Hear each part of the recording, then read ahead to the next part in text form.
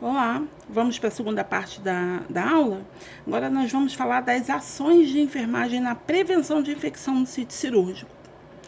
A enfermagem, gente, ela faz parte de todo esse processo de cuidado, né? Eu acho que nesse momento a gente não precisa ficar focando tanto nessa questão, tá? Então, a assistência de enfermagem ela vai constituir na prevenção das infecções desse sítio cirúrgico. Então, eu preciso estar observando as condições do meu paciente, conhecer muito bem a anamnese do meu cliente, saber se ele tem alguma doença mais uma doença que acaba deixando o sistema imune mais afetado, quais são qual é o ambiente que esse indivíduo mora, isso é muito importante, tá? Porque muitas das vezes o paciente ele passa pelo procedimento cirúrgico, tá tudo bem, não tem nenhuma comorbidade, porém, ele reside num ambiente insalubre. Então, ele retorna para casa e lá ele pega uma infecção no sítio cirúrgico por conta do ambiente. Então, nós precisamos conhecer a estrutura desse cliente, combinado? Nós também precisamos organizar tratamento para evitar complicações, né? Por menos que seja o procedimento, qualquer procedimento cirúrgico precisa de cuidados. Então, é muito bom que a equipe de enfermagem ela esteja próxima do cliente e oriente sobre os cuidados com o curativo cirúrgico, tá? A prevenção lá no pós-operatório promove uma rápida recuperação do meu cliente, convalescência, né? Uma rápida recuperação. Evita a infecção hospitalar, poupa tempo, reduz gastos hospitalares e gastos familiares, porque muitas das vezes retorna e o gasto continua, né? Diminui o fator preocupação, tanto de equipe quanto de família, ameniza a dor, são dores que não têm necessidade de ser introduzida nesse âmbito, né? E aumenta a sobrevida do paciente, porque uma infecção pode levar a uma sepse pode levar à morte, tá? Então, tudo isso nós precisamos elaborar cuidados para paciente cirúrgico no momento pré, trans e pós-operatório, para evitar com que o paciente ele venha a ter esse tipo de situação, tá? Quais são as ações de enfermagem nessa prevenção? Primeiro, a anamnese desse paciente do pré-operatório, sobre todas as prescrições medicamentosas e o cuidado para poder planejar esse cuidado no pós-operatório, tá? Isso vai permitir a elaboração, uma melhor elaboração e plano de cuidados para o meu cliente, tá? Demonstrar o retorno ou manutenção da função fisiológica do meu cliente, incluindo as funções respiratórias, circulatórias, eliminações e estado nutricional. Então, eu preciso garantir o retorno de todos os estados, sistemas e todas as situações do meu cliente, tá? Demonstrar a ausência de infecção pós-operatória em ferida cirúrgica. Então, eu tenho que orientar, né, planejar cuidados para que não exista a possibilidade da infecção. Obter repouso, orientar sobre a importância do repouso, orientar sobre a importância do conforto, não só no momento da internação na clínica cirúrgica, mas também no ambiente casa, tá? Porque esse cliente ele vai para casa. Qual é a casa desse cliente? Como que esse indivíduo vive? Será que ele tem condições alimentares para se manter com um organismo seguro no pós-cirúrgico? Porque muitas das vezes a equipe ela até segura esse paciente, esse cliente um pouco mais na clínica para evitar com que esse cliente venha a ter uma piora do quadro cirúrgico por conta do ambiente que ele habita. Tá? Isso tudo, se eu tenho uma boa anamnese, eu consigo planejar o cuidado de acordo com a necessidade. Se o ambiente é domiciliar, esses cuidados vão com o meu cliente, né? O cliente ele sai, muitas das vezes sai com dreno, muitas das vezes ele precisa de alguns cuidados, troca de curativo. Hoje em dia tem já na unidade básica equipes de saúde que vai até o domicílio fazer troca de acordo com a cirurgia do cliente, tá? Isso eu estou falando da população, né, em geral, que é o serviço home care para o particular, tá? O termo perioperatório é empregado para descrever todo o período do procedimento cirúrgico, tá? Incluindo o pré, durante e após cirurgia. E aí eu tenho 3 fases, né? Pré-operatório, transoperatório e pós-operatório. No pré-operatório, eu tenho o imediato, que começa no momento da indicação dessa cirurgia e vai até 24 horas antes do procedimento cirúrgico. O imediato, 24 horas, que é a véspera do procedimento, até o momento que o paciente é recebido no centro cirúrgico. Transoperatório, do momento que o paciente é recebido nesse centro cirúrgico até o momento que ele é encaminhado para a sala de anestesia, ok? E aí está o paciente, né? Ele já passou por todas essas fases. Nesse momento é um momento de acolhimento, recebimento de equipe, introdução de anestésicos. É um momento tenso para o paciente que precisa ser muito observado, organizado e projetado pela equipe. Intraoperatório, do início até o final do procedimento cirúrgico e anestésico, tá? Recuperação pós-anestésica, do momento da alta do paciente lá na sala operatória até a sua alta na recuperação pós-anestésica. Pós-operatório imediato, da alta da sala de recuperação pós-anestésica até as primeiras 24 horas do pós-operatório. Pós-operatório imediato, tempo definido entre o primeiro dia do procedimento até o 30º dia do pós-operatório. Tardio, período a partir do 31º dia do pós-operatório imediato. Vocês precisam estar bem cientes, tá? Desses tempos. E aí, precisamos saber que a elaboração de cuidados não é só para adultos, né? Passam por procedimentos cirúrgicos bebês, recém-natos, prematuros, crianças, e nós precisamos lidar com todos os indivíduos de acordo com a sua idade, personalidade, fator nutricional, observar tudo, né? Se eu tô com uma criança, eu preciso observar tudo. Criança não se alimenta muito bem, então eu preciso saber quais as condições da criança, onde essa criança mora, de que forma essa criança vai retornar, se ela tem condições de fazer o pós-operatório em casa, se ela vai precisar ficar na clínica, mas a redução do paciente em clínica, isso é muito importante que essa criança retorne ao lar, porque a possibilidade de infecção e de uma associação a uma infecção mais agravada, ela se aumenta dentro do ambiente hospitalar e precisamos tomar um certo cuidado com isso, né?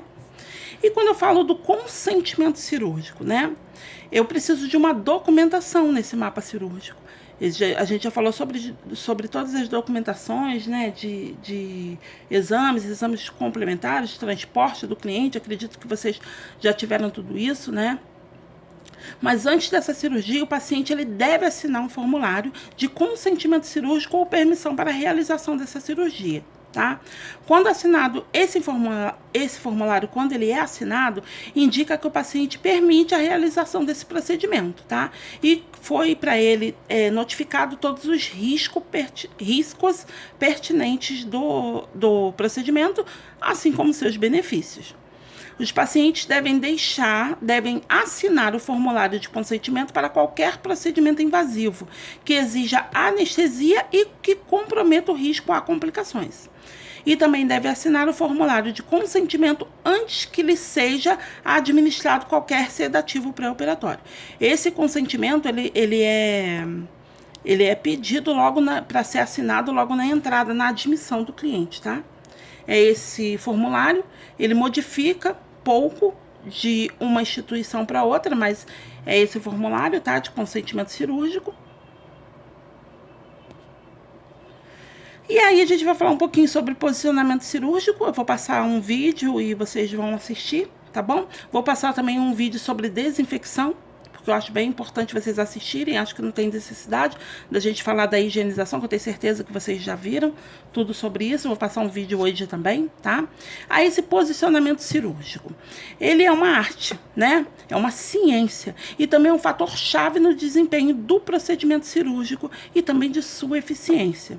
Por meio da aplicação desse posicionamento cirúrgico, de conhecimentos relacionados à anatomia, fisiologia e à patologia. Então, por meio desse posicionamento, mais os conhecimentos anatômicos, fisiológicos e patológicos, nós conseguimos um desempenho maior para o procedimento cirúrgico. Quem define a posição cirúrgica é o cirurgião, mas eu preciso conhecer todos os posicionamentos para evitar todas as complicações na hora da organização, né, do paciente na mesa.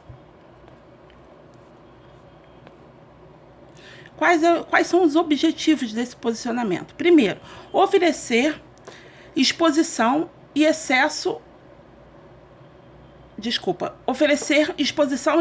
ótimo do local operatório. Manter o alinhamento do corpo, né, esse alinhamento corporal. E manter também as funções circulatórias e respiratórias, tá? Preciso proporcionar acesso venoso, né, com catéteres, para a administração de soluções endovenosas, drogas e agentes anestésicos. Não posso comprometer estruturas vasculares, porque a maca cirúrgica, a mesa cirúrgica, ela tem algumas presilhas, né, para poder segurar o paciente para que ele não se mexa durante o ato cirúrgico. Mas eu não posso fazer esmagamento da região vascular, tá? É só mesmo são fixadores, você vai fixar para que o paciente não se mova, mas eu preciso manter a integridade da estrutura vascular, para evitar comprometimento, né? Embolias, entre outras coisas. Trazer o máximo de conforto para o meu cliente. Esse é o objetivo do posicionamento. Esse é o posicionamento mais utilizado, né? Que é o posicionamento dorsal. E é o mais utilizado nas cirurgias. Vocês vão observar outros posicionamentos cirúrgicos, porém, não com tanta frequência quanto esse, ok? É importante atentar, tá, para a temperatura da sala. Se fria demais, eu preciso oferecer cobertor para o meu cliente. Não deve haver contato direto com o paciente com as partes metálicas da mesa para evitar perda de calor, tá, ou hipoxemia. Quando da utilização de posicionadores, manter atenção aos olhos, orelhas e nariz para evitar lesões, tá? Uso de coxins. Se eu preciso oferecer conforto, eu preciso colocar coxins. Mesa de operação são especialmente desenhadas para manter as exigências peculiares e altamente especializadas da terapia cirúrgica. Então, quando o cirurgião ele opta por um posicionamento, a mesa ela é anatômica. Ela vai facilitar o posicionamento do cliente para dar conforto respiratório, vascular, entre outras situações, tá? Equipamentos, acessórios, estribo, suporte de perna, suporte de braço, suporte de pé, são desenhados, pensados para estabilizar o paciente na posição desejada. Então, vai ser utilizado para estabilizar de acordo com a posição desejada pelo cirurgião e optada para melhor resposta cirúrgica, tá? E aí vai oferecer flexibilidade no momento do posicionamento, tá? Mudança de posição, preciso ter muita atenção. O paciente está passando por um procedimento cirúrgico. O posicionamento está relacionado à mesa, o treinamento da equipe de enfermagem e a parceria com a equipe médica. Trabalho multidisciplinar. Todo mundo falando a mesma linguagem. Recursos de proteção. Eu vou ter colchonetes, braçadeiras, travesseiros, perneiras, fixadores de pernas de braços e pernas, colchão piramidal, que seria o colchão caixa de ovo, protetores de calcânio, protetores de crânio e protetores faciais. De acordo com o posicionamento, eu vou optar pela escolha. Olha só. Essa mesa está preparada com tudo que eu precise neste momento para o início de essa sala, né? Muito bem preparada e organizada para o início de um procedimento cirúrgico. Pronta para a recepção do meu cliente.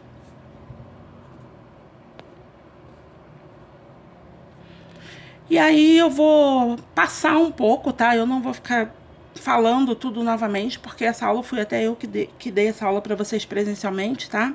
Aí a posição supina, lá na apostila tem todos os posicionamentos e tem todas as explicações de posicionamento. Se alguém ainda não pegou, eu vou ver se eu consigo algum vídeo falando sobre isso, tá? Pra gente não perder muito tempo.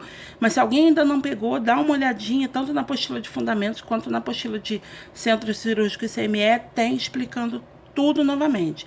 A posição decúbito dorsal, né, indicada para indução de anestesia geral e acesso de cavidades maiores do corpo. O paciente ele vai ficar deitado, então a anestesia geral sempre decúbito dorsal por conta do paciente ficar entubado, tá bom? O paciente ele vai ficar deitado sobre o dorso, braços em posição anatômica e pernas levemente afastadas. A palma das mãos voltada para o corpo. A posição da cabeça deve manter as vértebras cervicais e torácicas, lombares numa linha reta e esse quadril ele precisa estar paralelo. Suas pernas ficam paralelas e descruzadas para prevenir trauma de nervos, tibial, atritos e comprometimentos circulatórios, né? Aí é a preservação do sistema vascular. E aí eu tenho todas as posições cirúrgicas, tá? Decúbito supino ou dorsal, né? Lateral, ventral. Aí tem todas elas, a de canivete, Fowler, Trendelenburg reverso ou invertida e litotômica, que seria a posição ginecológica. E aí eu coloquei de novo mais amplo para vocês observarem.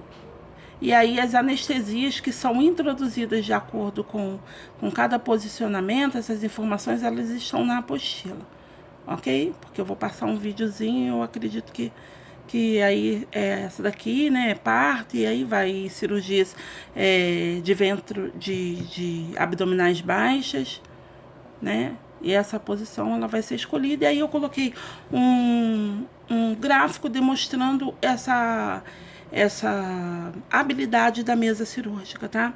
Para poder facilitar todo esse posicionamento. Então a mesa ela é anatômica, ela vai se regular de acordo com a necessidade do meu cliente. E ficamos por aqui, tá? Aí eu vou passar alguns vídeos complementares para poder relembrar todos esses detalhes que já foram ensinados e bora lá. Beijo, até a próxima aula.